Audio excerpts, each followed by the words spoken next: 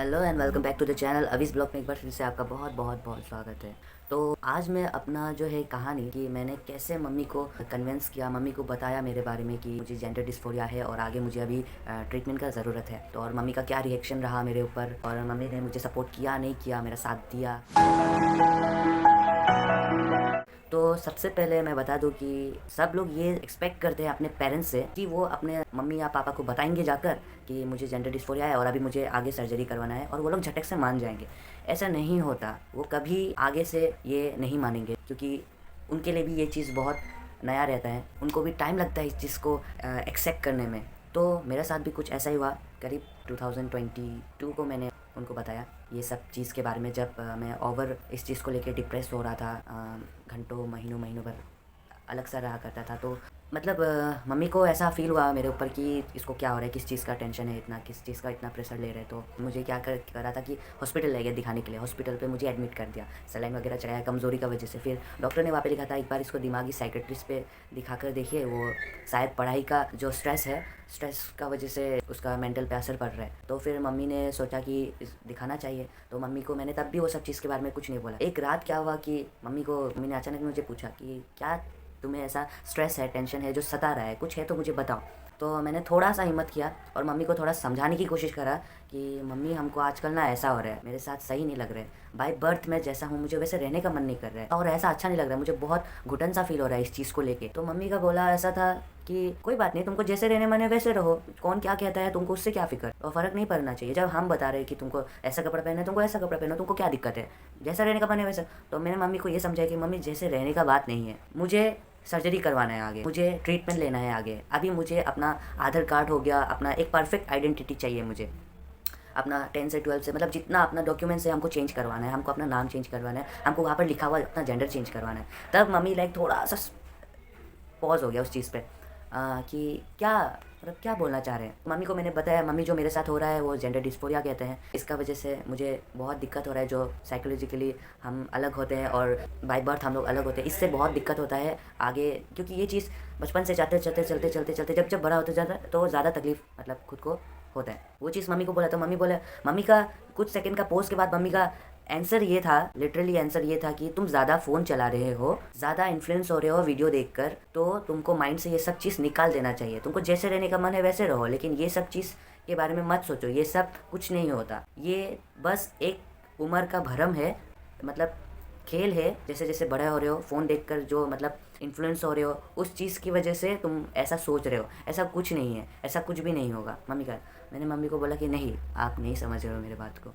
तो उस दिन वो टॉपिक ख़त्म हो गया। धीरे धीरे मैं तो वैसा का वैसा ही अकेला सहमा सा अपना जगह, लोगों के सामने बहुत चिल रहता था एकदम, मतलब उनको पता ही नहीं चलेगा कि मेरे अंदर में भी ऐसा कुछ डर दुख दर्द है, लेकिन अंदर ही अंदर वो चीज़ मतलब खुद को खोखला करके जाते हैं, बोलते हैं ना, वही मेरे साथ भी हो रहा था। उसके बाद मैंने एक और बार कोशिश करा मम्मी को बोलने के लिए, और तब मैंने मम्मी को बोला कि मम्मी हम कोशिश कर रहे हैं सुधरने का, नहीं हो रहा मेरे से, और आप चाहे तो मुझे डॉक्टर के पास लेके चलिए, साइकेट्रिस्ट के पास लेके चलिए, मैं आप वो क्या कहते हैं उसके रिपोर्ट के अनुसार आप मुझे जज कर लेना। पर अब मैं एक्सप्लेन नहीं कर पा रहा हूँ कि मेरे साथ क्या हो रहा है और आप नहीं समझ रहे हो मेरे बात को, मेरा बोलने का, क्योंकि मुझे उस समय में कुछ नॉलेज नहीं था इस चीज़ को लेके, कुछ भी नॉलेज नहीं था कि कहाँ साइकेट्रिस्ट के पास जीआईडी लेटर लेते हैं, कहाँ हार्मोन ट्रीटमेंट लेते हैं, मुझे कुछ भी नॉलेज नहीं था इस चीज़ के बारे। उसके बाद मैंने सोचा कि खुद पहले नॉलेज गेन कर लो। अगर मेरे पास ही नॉलेज नहीं है इस चीज़ को लेके तो मैं मम्मी को कैसे समझाऊँ या पेरेंट्स को मैं कैसे समझाऊँ। उसके बाद मैंने इस चीज़ के ऊपर रिसर्च करा, नॉलेज लिया कि साइकेट्रिस्ट के पास जाते हैं,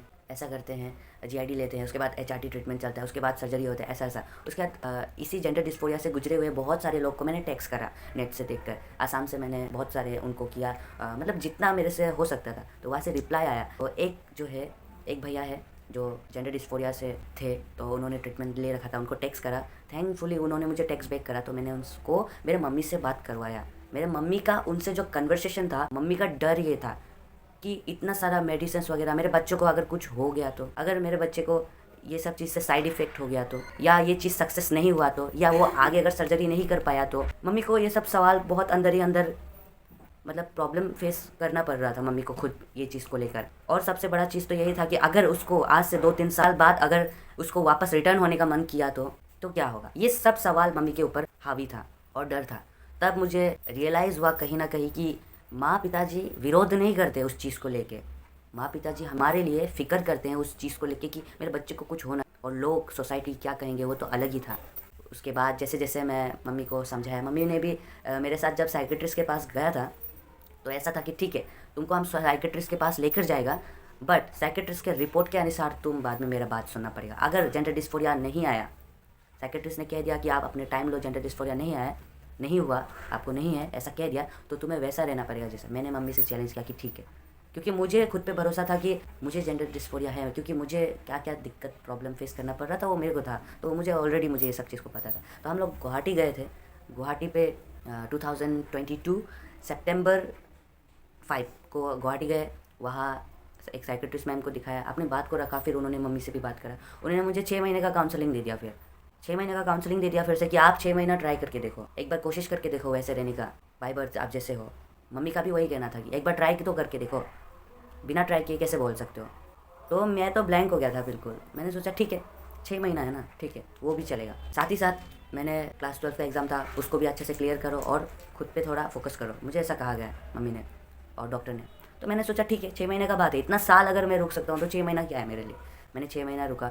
मम्मी और डॉक्टर से बाद में बात किया कि अब तो मुझे ट्रीटमेंट लेना है, HRT ट्रीटमेंट लेना है। अब मैंने अपना 12th भी क्रॉस कर लिया और मैंने जितना मुझे सब्र था मैंने कर लिया, अब मुझे लेना चाहिए, मुझे ऐसा लगा अंदर से। मम्मी से बात करा, ऑनलाइन साइकेट्रिस्ट को मैंने सब कुछ बताया वीडियो कॉलिंग पे।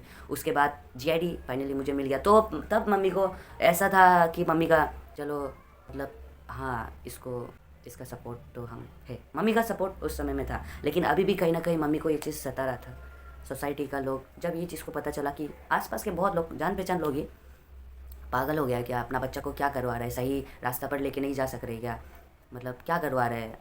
मम्मी को ये सब चीज़ का प्रेशर था, इसलिए मैं मम्मी से ज़्यादा कनेक्टेड नहीं रखता इस चीज़ को लेके कि मुझे ये तकलीफ है वो तकलीफ है, ऐसा नहीं बोलता मैं। उसके बाद HRT लिया। HRT लेने के बाद अभी मेरा 3 मंथ्स कंप्लीट हो गया HRT में, और अभी भी है बहुत बोलने वाले बहुत लोग हैं। अगर आपको अपने पेरेंट्स से, मम्मी ने तो मुझे सपोर्ट किया लेकिन उनको भी टाइम लगा, उनको तो मुझे तो लगता है उनको अभी भी कहीं ना कहीं उनको थोड़ा सा लाइक ऐसा है कि ठीक हो जाएगा क्या, पेरेंट्स के मन में ये रहेगा, तो हम या आप कुछ नहीं कर सकते। लेकिन पेरेंट्स से आर्ग्यू नहीं करके मैंने उस चीज़ को काम डाउन ली, उनके मुताबिक चला, उनका मुताबिक चलने का कोशिश करा, उनके मुताबिक से मैंने एडजस्ट करा सब कुछ। लास्टली टिप ये, पेरेंट्स को अगर आप अपना दिल का बात कंसल्ट रखना चाहते हो तो बस यही है, उनसे बात करिए, उनको समझने के लिए टाइम दीजिए, उनको समझाने की कोशिश करिए, उनको छोटा छोटा डॉक्टर्स का वीडियोस दिखाइए कि ऐसा ऐसा है, उनको दिखाइए कि जेंडर डिस्फोरिया क्या है, उनको समझाने की कोशिश करिए। और वो जो बोलते हैं नहीं बेटा ऐसा नहीं हो सकता, तब भी आप हाँ उनका हाँ में हाँ दीजिए, थोड़ा थोड़ा समझाने की कोशिश करिए, अपना इमोशनली उनको बात को रखने की कोशिश करिए। तो क्यों नहीं, हर पेरेंट्स हमारा अच्छा सोचते हैं, हमारा फ़िक्र करते हैं, इसीलिए रोक टोक करते हैं उस चीज़ पे। तो आई होप आप सब समझ गए होंगे, मेरे मम्मी भी मेरे साथ है और फैमिली है साथ, और आप सबका भी फैमिली आपके साथ हो, यही विश है मेरा। क्योंकि मुझे पता है जब इस चीज़ को फैमिली एक्सेप्टेंस नहीं मिलता तो एक्स्ट्रा आप बाहर से तो स्ट्रगल कर ही रहे होते हो, मेंटली आप स्ट्रगल कर ही रहे होते हो, अगर फैमिली सपोर्ट भी ना मिले तो एक अलग होता है। और यही बात है कि आप फाइनेंशियली इंडिपेंडेंट हो जाइए अगर आप HRT का सोचते हो तो, क्योंकि हर बार घर पे भी डिपेंड होना उतना अच्छा नहीं लगता। फैमिली अगर आपको फाइनेंशियली हेल्प कर रहे हैं तो ठीक है, वरना खुद इंडिपेंडेंट हो जाए फाइनेंशियली, इस चीज़ के लिए अगर ट्रीटमेंट स्टार्ट करा रहे हो तो ज़्यादा बेटर है।